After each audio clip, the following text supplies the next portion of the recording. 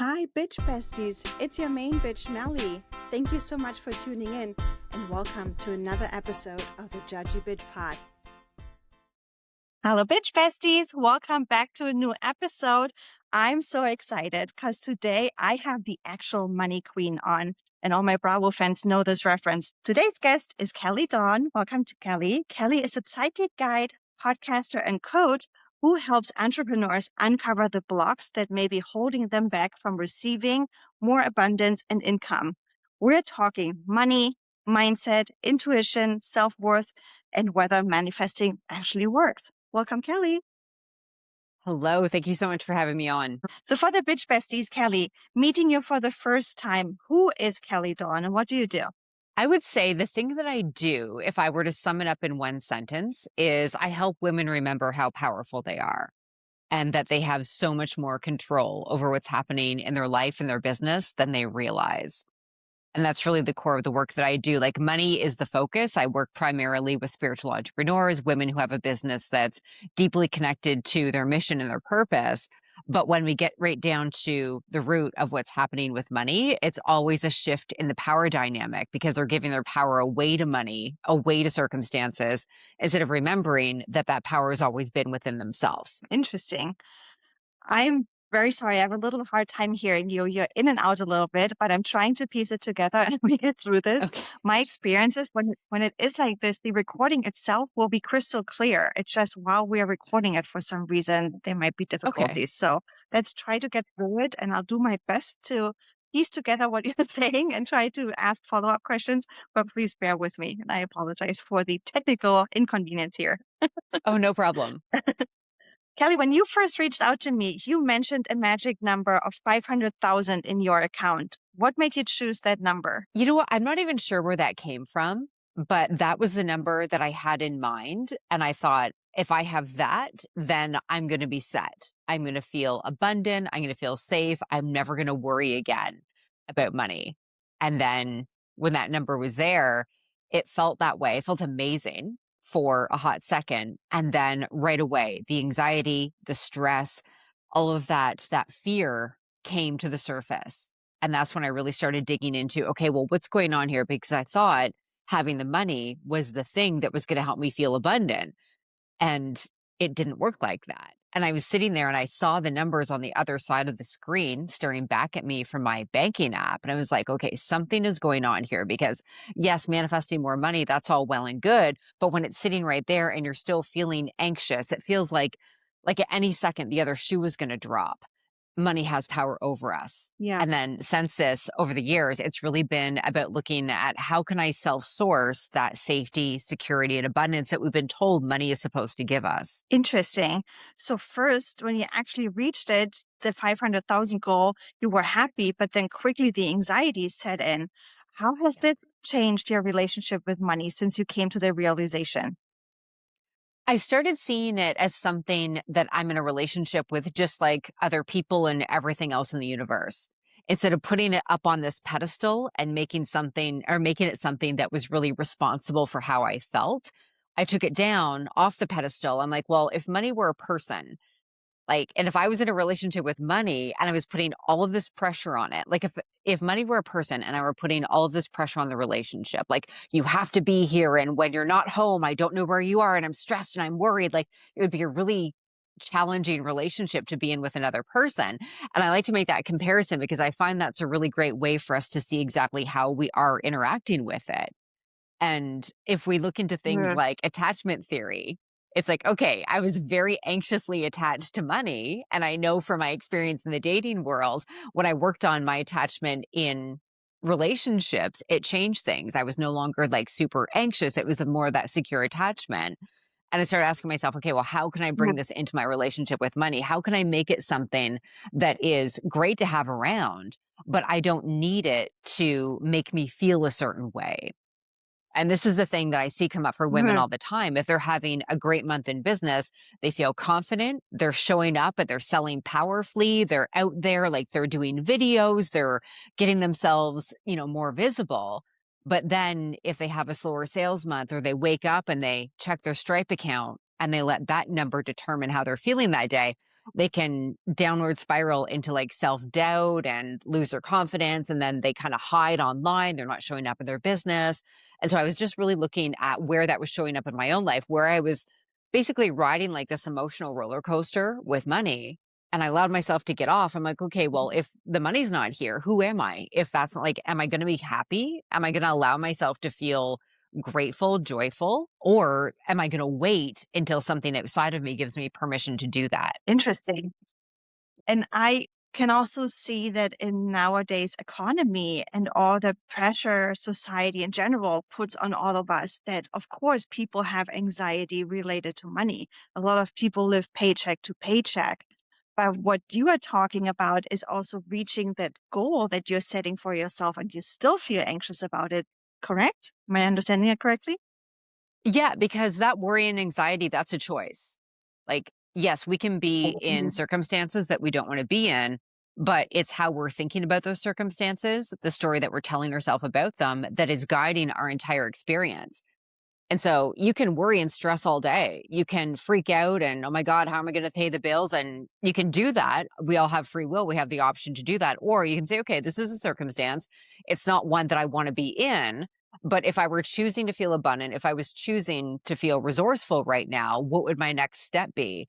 And when we get ourselves to this place where we're not in a frantic spiral, spinning constantly in worry and anxiety, then we have a better day to day experience.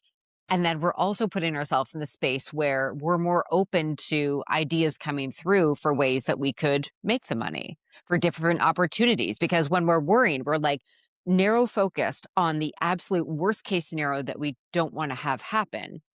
And what we know about manifestation and quantum physics is that where our attention and our focus is going is what we're going to end up manifesting, because we're collapsing timelines based on where we're putting our attention and our focus. And so if the focus is it's not working, I'm not going to be able to get by, I can't, all we're doing is creating more and more and more evidence for ourselves that that's true, Interesting. That's very interesting. What would you say is the biggest misconception people have about making more money? that more money is going to solve their money stress, that that's going to be the answer to all of their problems. Because yes, having your basic needs met, like to a certain point, it is going to solve that stress problem, right? If you're barely making money for rent and groceries, getting the money up to that level is going to reduce your stress. Absolutely. But for people who are beyond that and they're Interesting. thinking, okay, like if you're making six figures, seven figures in your business and you're like, no, I just need more. And then I'm going to feel safer. Then I'm going to be able to go to bed at night without, triple checking my Stripe account to see what's in there.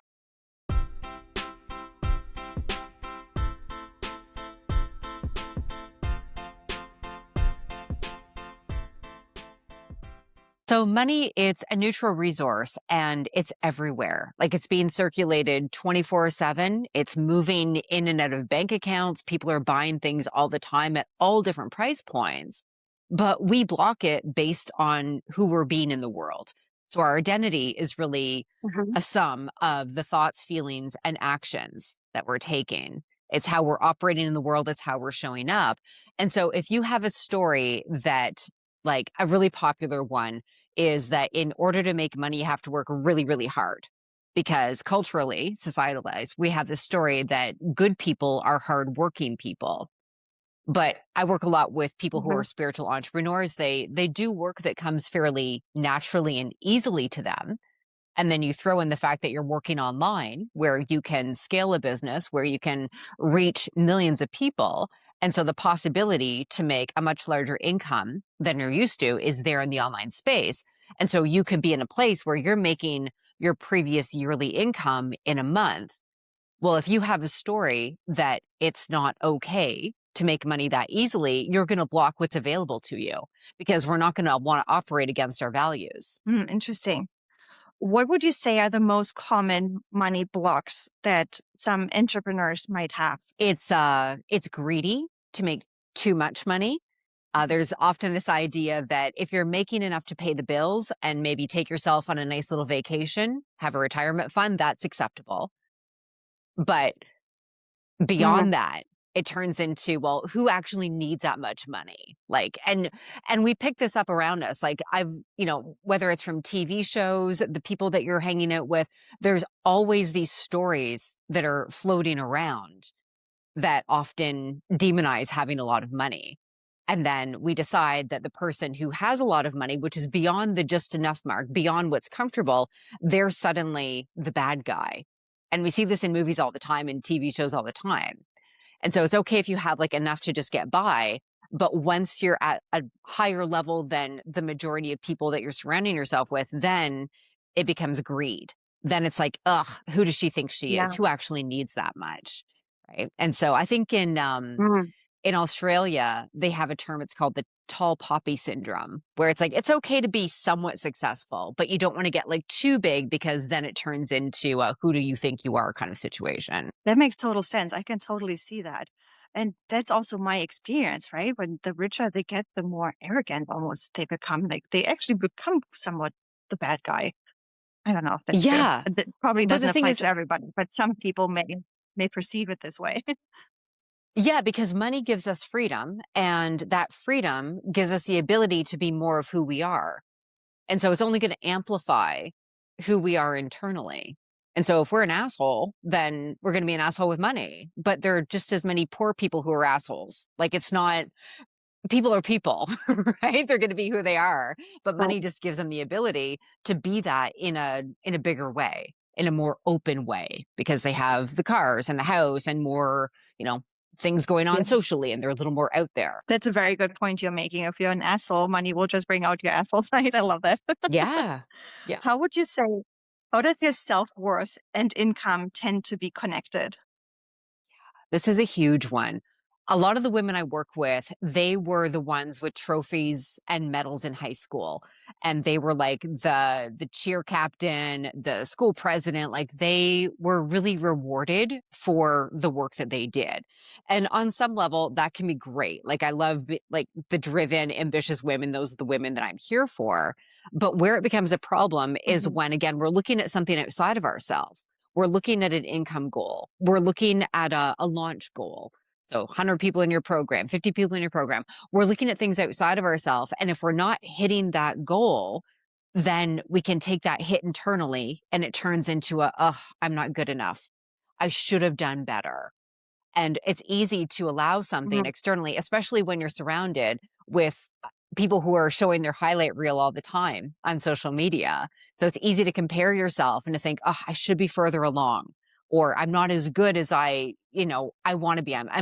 It's one thing to always want to be growing and expanding, but we can also get ourselves in this place where we're really tying our self-worth to our achievements instead of recognizing the fact that who we are internally as human beings is worthy.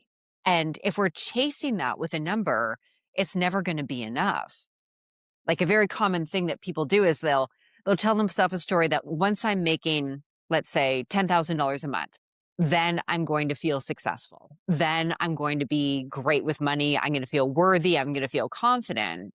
And that can work and they'll hit that level.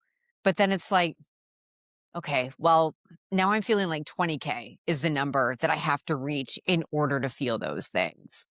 But when we self source everything that we think money is going to give us, we flip everything upside down.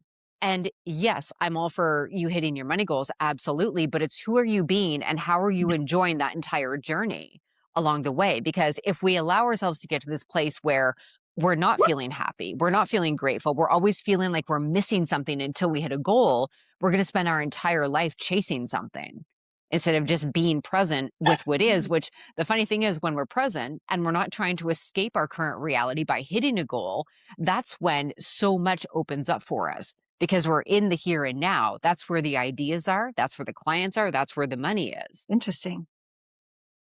That makes total sense. I also want to talk about a little bit your psychic guidance and intuition.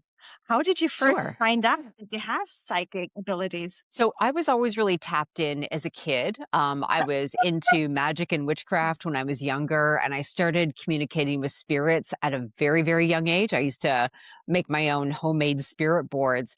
And then as I got older, I tried really hard to develop my psychic abilities. I kind of took myself to Hogwarts and I had this little section set up in my apartment where I had all my books and my journals, and I was doing tarot courses, psychic development courses, and I was like working really, really hard at developing these skills, which I kind of felt like I had them when I was younger a little bit, like I was intuitive, but then I, just got into that flow that we do as adults where we focus on going to school, getting the job, doing all of that mundane stuff and putting spirituality on the back burner.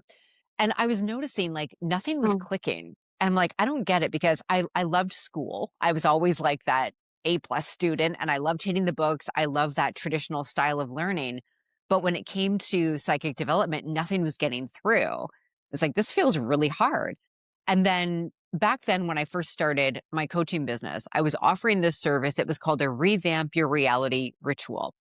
And what I would do is I would have a conversation with a client over email and they would share with me what they were struggling with. And I would create, it was like a PDF document because back then I was terrified to even be seen on a video call with a client. That's how my self-confidence was. It was so low. But I did this PDF document for them Yeah. and it was kind of like a formula, like something that they could apply. And it was mindset, it was energy work, it was actions, something that they could apply to help them reach their goal. And I was working with one woman who I had a bit of a relationship with on Facebook. She wasn't a total stranger. And I was preparing her document and I got this nudge to pull some cards for her. And I was like, oh, okay, that's fun. And I wasn't selling a reading, but I thought I'm just going to pull some cards and see what messages come through. And I delivered the message, I delivered the service that she paid for. And she contacted me and she said, Kelly, I'm reading this on my lunch break and I'm moved to tears. Like what you shared with these messages is so accurate. Oh, I'm crying on my lunch break. I'm like, okay, I think I'm onto something.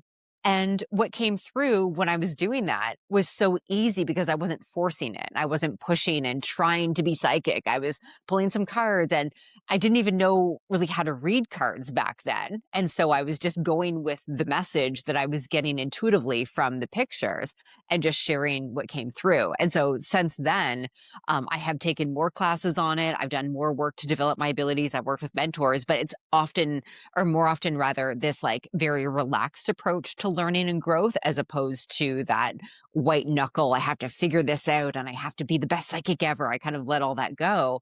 And the more open we are to letting the messages flow through, in my experience, the more accurate they are. Like we just get out of the way and we let whatever's coming through for the client come through. And that's when they get the message that they need to hear the most. interesting. Have you ever had a message that surprised you yourself? Yeah, it's funny. It was one of the courses I took where we were being tested. There was a gentleman that ran the program and he had a couple of women that worked with him and you would do readings for them and they would just help you kind of like, work through what it was like to deliver a session. And also it was a bit of a test to see what you could pick up intuitively. And I was having a conversation with one of the women and something that came through was a red bicycle. And it was like a children's bicycle that was on the side of a gravel dirt road. And I remember when it came through, I didn't even want to share it because it had nothing to do with the conversation that we were having. I'm like, this doesn't even make any sense. And I was really shocked by it because Mm. everything else seemed to be flowing really well. And I'm like, oh, I'm doing a great job. And then this bicycle comes in. I'm like, what the fuck is this? And I shared it with her. And it was like, that was the thing. It opened up this memory for her from when she was with her father as a little girl on a red bicycle. And there was a whole moment that she had with her dad on a dirt road that opened up a whole part of the conversation that neither one of us knew we were even going to be having. Wow, that's pretty amazing. How do you distinguish intuition from fear or wishful thinking? Oh, I love this question. So, our intuition is going to speak to us very cleanly.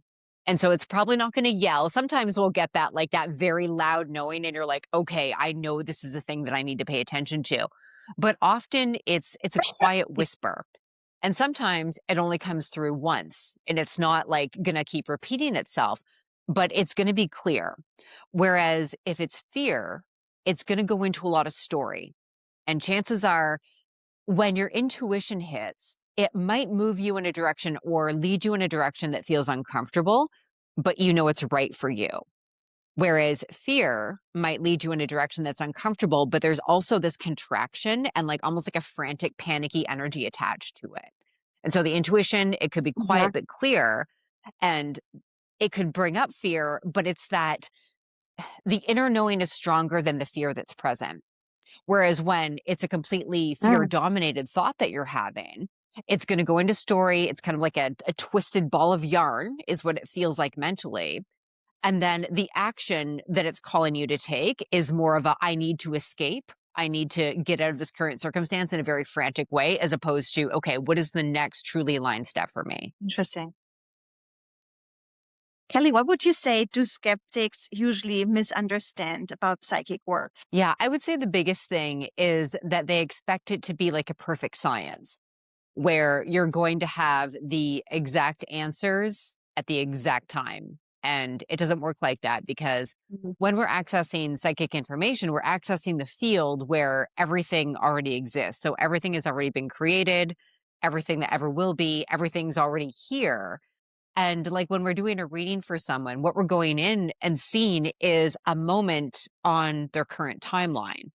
And if Mm, they stay on that timeline based on the current way that they're thinking, feeling, and showing up in the world, then yeah, chances are if you make a prediction, it's going to come true. But as we know, as people, we can change the way we think, we can change our behavior, we can change anything in a split second, and that moves us on to a completely different timeline. And so things aren't always going to be accurate. And also, what I've found too from my experience is that when we try to force information to come through, it blocks it. And that's why people will often be in the shower or they'll be out for a walk or doing dishes and they're like, oh man, like the answer came through to a problem that I was really struggling with. It just came through out of nowhere. Well, it's because you were relaxed and you were more open to that information dropping in for you. that's interesting. So when you're trying too hard, you're blocking yourself and it comes when you least expect it, probably. Yes, and it's the exact same thing with money. Like every single time I've gotten myself all worked up and all stressed and oh my God, where's it going to come from? It doesn't come through.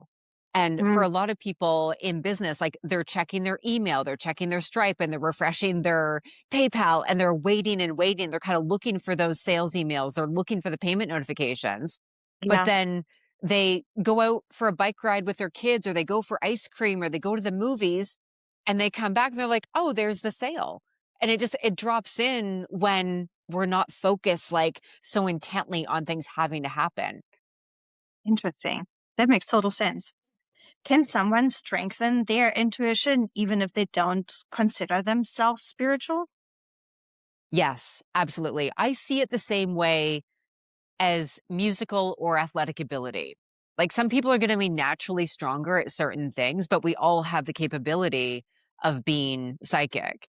And the best way to do it is to start trusting yourself, like trusting your intuition with smaller things. And Mm, so, for example, if you're stopping at the grocery store after work and you're like, huh, I don't really know what I want to eat. What do I want for dinner? And if you just take a minute and you drop in, and instead of going for the thing that you usually get on Tuesdays, if it's Taco Tuesday, do love something it. different and just drop in and be like, okay, what do I truly desire right now? And just listen to your intuition for really simple things like that. And that's going to start you getting into the habit of dropping below that thinking mind because our Mm, mind is a beautiful thing, our brain is a beautiful thing, but we don't need it all the time. It's not required to always be up in our head. And our intuition is speaking to us 24/7. Like we're always being guided by the inner knowing. And when we practice, it's kind of like going to the gym and building a muscle, right? yeah, Like we're going to go to the gym, we're going to lift weights, half an hour, 3 times a week. That's slowly going to build up our muscle. And then we're going to be able to lift heavier weights. And so with our intuition, the way that works is, all right, I trusted myself not to go on a date with that guy because I had a bad vibe. And then I yeah, heard from a friend that he was super shady. So my intuition led me in the right direction. Like we mm, start making these smaller decisions. And then it's like, okay, I'm getting a nudge to sell my house and move to, another province or another country. This is something I did almost 4 years ago. It's coming up on the move that I made to where I live now. I lived in the city at the time. I thought I was never mhm. going to leave. And there was one day, it was March, and I remember looking out my apartment window. I lived on the 19th floor right downtown. I was like, I think I'm going to move to the country. And it was like this feeling that I had where I was like, I'm going to move to the country. And within like a couple of weeks, I had a real estate agent. We were looking at properties, and I trusted my intuition to make a move that previous versions of me would have been absolutely terrified to make because it made no logical sense. But we'll Mhm. slowly build up that muscle and learn to Yeah. trust ourselves with bigger and bigger moves. Interesting. And now you live so far in the countryside that we're having technical difficulties. No, I'm just Yes, kidding. I'm deep in the woods. Just kidding.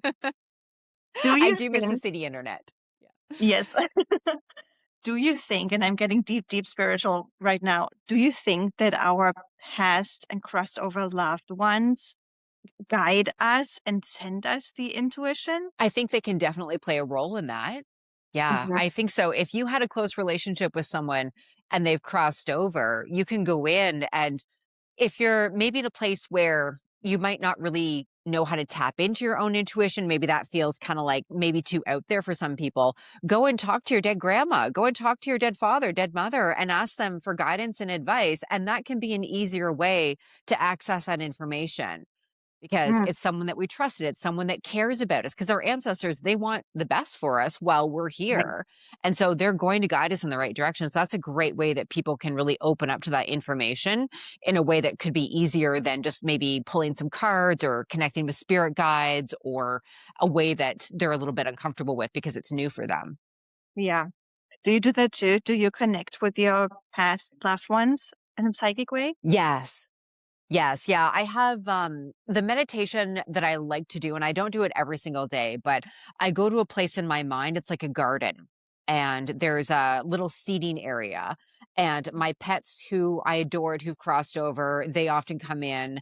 My dad and my grandma come in, and those are the two people that have crossed over that I have that strongest connection to.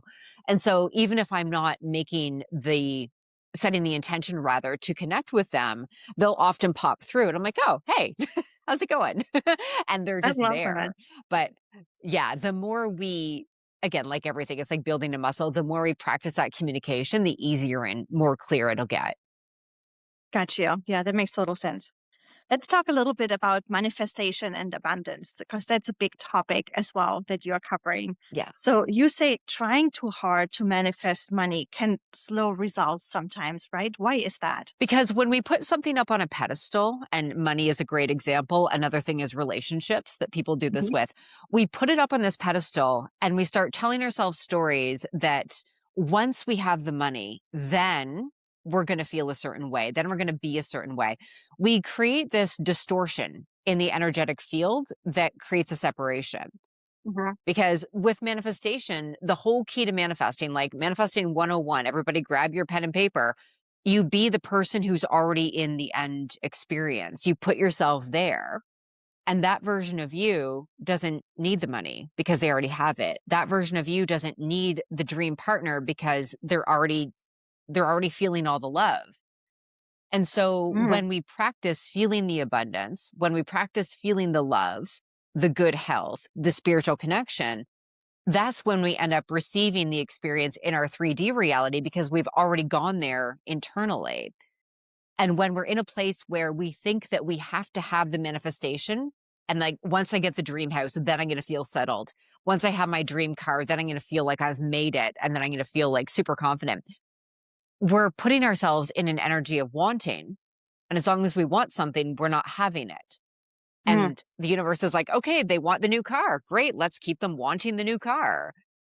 Whereas if you imagine yourself and immerse yourself in the experience of having the new car, while also treating your current car like you would the new car.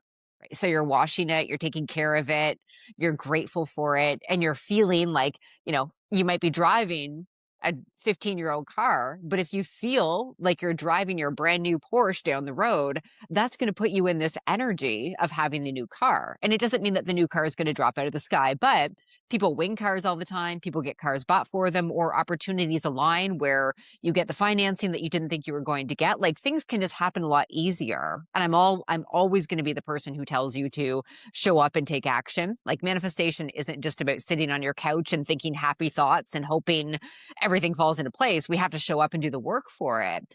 But there's a yeah. way that we can work with the flow of life that makes everything just come to us a lot easier. Interesting.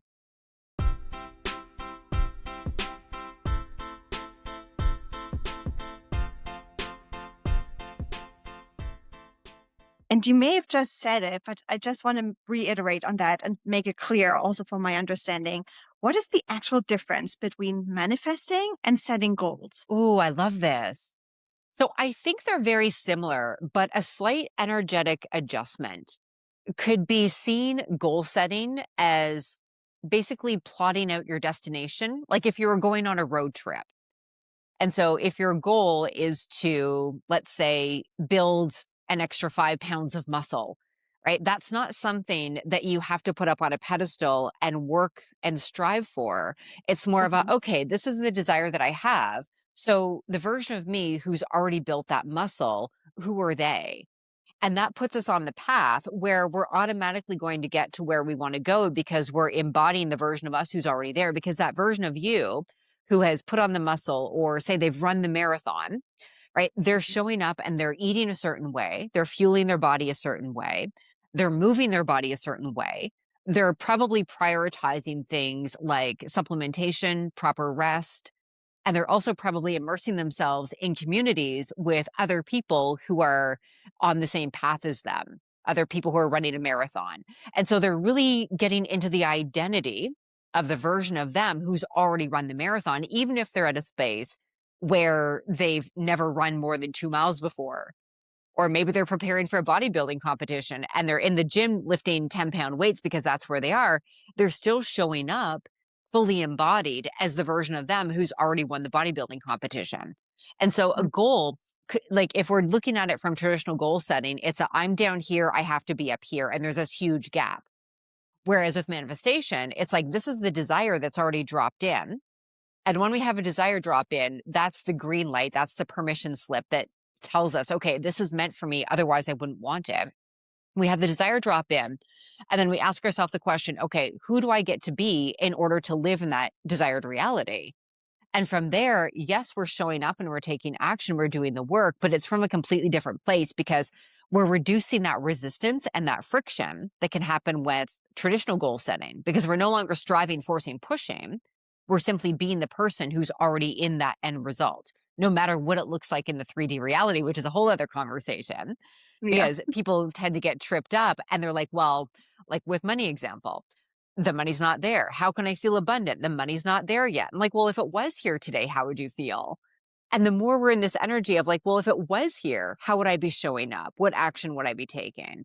That again is still going to require action, but the entire process is going to be so much smoother than the forcing, the pushing, the struggling that a lot of us get into when we're like just setting a goal, thinking that we have to get somewhere that we're not. Gotcha. That makes sense.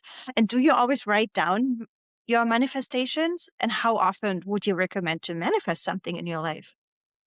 Look, I do it all the time. I love journaling. I have been journaling now since probably 2013, almost daily. I love it.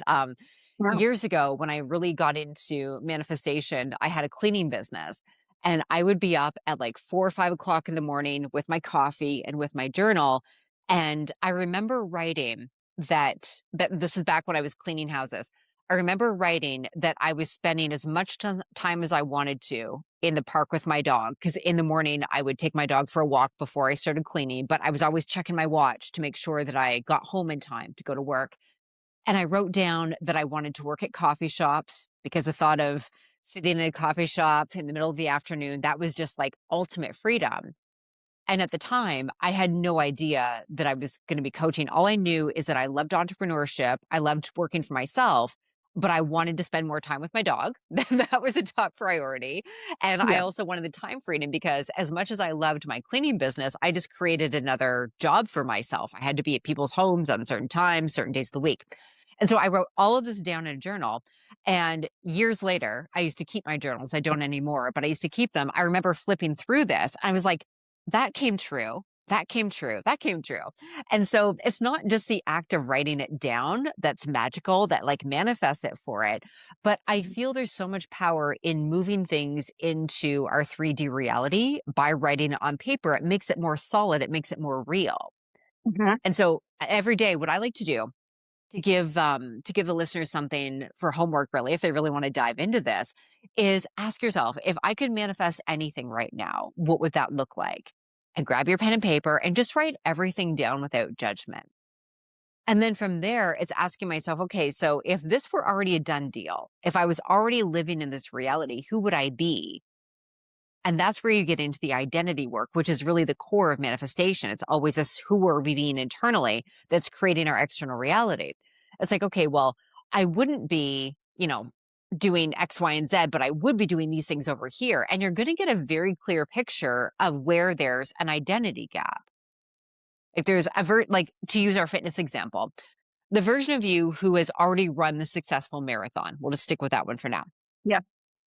Who are they? Like, how do they feel? Like, what do they do on those days when they don't feel like going to the gym?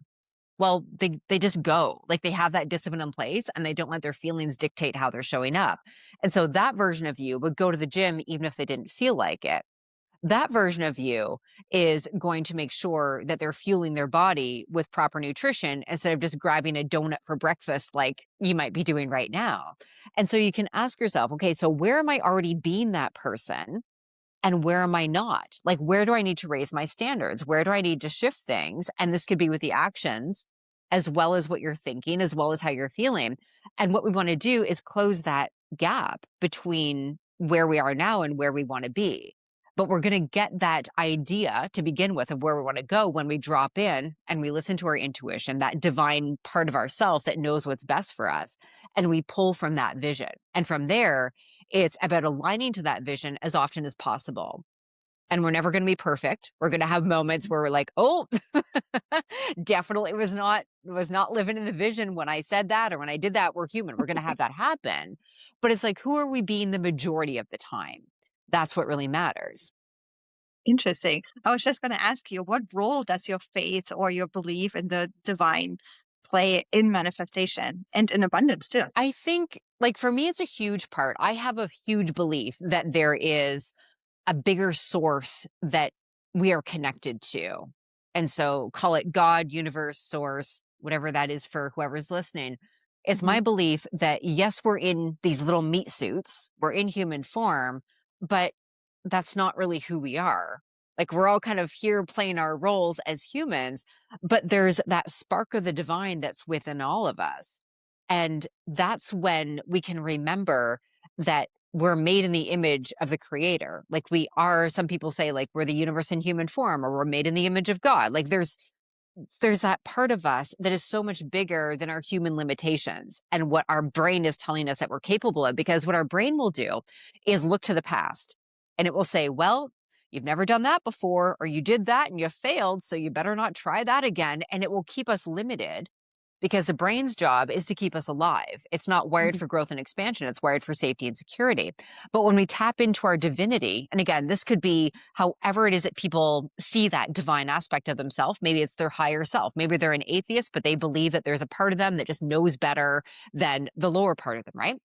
But when we're connected to that and we allow our desires to move us, that's when we end up manifesting some really cool stuff because we do things even though we're afraid. We take action even if it doesn't make sense. We put ourselves out there. We do the things beyond the fear because we're listening to our divinity instead of that humanness, like that human brain part of us that wants to keep us limited.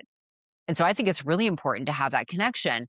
And again, any way that people really see that for themselves. And then the other piece with that, when it comes to manifestation, is having faith that things are working before you see them working. Because a Mm. lot of people, they drop out, they take themselves out of the game, they quit because they're not seeing the evidence that things are working. So they get discouraged. They look to the past. They're listening to their limiting thoughts, right? Mhm. And then they just pull themselves out of the game. And there's that image, it's of the person who's like digging underground and they take their little pickaxe and they go home. And meanwhile, the diamonds are like this far away. If they just had kept digging, they would have hit the diamonds or they would have hit the gold. I think the example is from Think and Grow Rich, where the author shares the story about the person who gave up digging for gold. And then a new person comes into the property, starts digging, and sure enough, they hit it all. And it's the Right. same thing with our manifestations. We really have to trust that things are working. And again, we're showing up and taking action. We're not just Mhm. expecting God to roll out the red carpet and hand us everything on a silver platter, but we're more committed to our desire than we are our 3D reality. Gotcha. Yeah, that makes sense. So, if someone who's listening right now is struggling financially, what would you say? Where should they start? They should start asking themselves the question, what would I prefer to be experiencing right now? So, regardless of what's happening in your 3D, what would you actually want to be experiencing?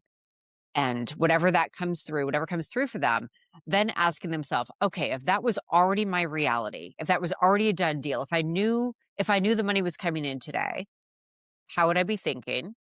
How would I be feeling?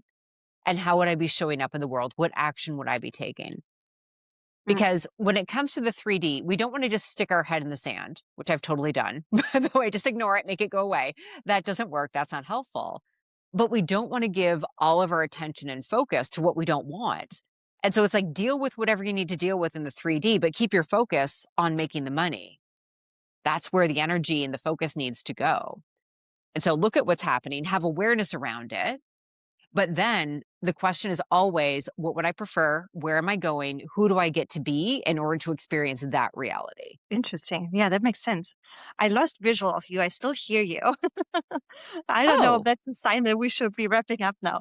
But okay. before we do, please tell my bitch besties. Oh, no, I can see you again. Please tell my bitch Okay. besties where they can find you, what services you actually offer to them, and where they can even follow you on social media. Yeah. So the best place is Instagram. That is my favorite place to hang out. And I'm over there at I am Kelly Dawn. And as far as services, I run different programs and courses, mainly for spiritual entrepreneurs. And my one-to-one work, I have a 6-month program that people can take, and then also a wealth alignment intensive, where the focus of both of those is really looking at where you're capping yourself financially.